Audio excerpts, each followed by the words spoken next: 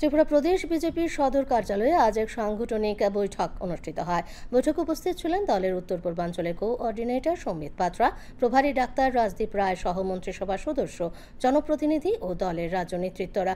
আগামী 31শে অক্টোবর লৌহ পুরুষ সর্দার বল্লভভাই প্যাটেলের 150তম জন্মবার্ষিকী উপলক্ষে রান ফর ইউনিটিকে সফল করার লক্ষ্যে এবং হর ঘর স্বদেশী ও প্রধানমন্ত্রীর ভোকাল ফর লোকালের আহ্বানে সঠিকভাবে বাস্তবায়িত করার লক্ষ্যে এই বৈঠক জানিয়েছেন দলের রাজ্য সভাপতি সাংসদ রাজীব ভট্টাচার্য।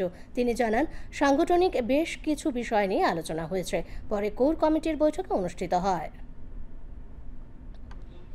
আমরা আগামী দিন আমাদের দেশের যশস্বী প্রধানমন্ত্রী উনি আহ্বান করেছেন যে হর ঘর স্বদেশী ভোকাল ফর লোকাল এই কর্মসূচি আমরা বাস্তবায়ন করছি।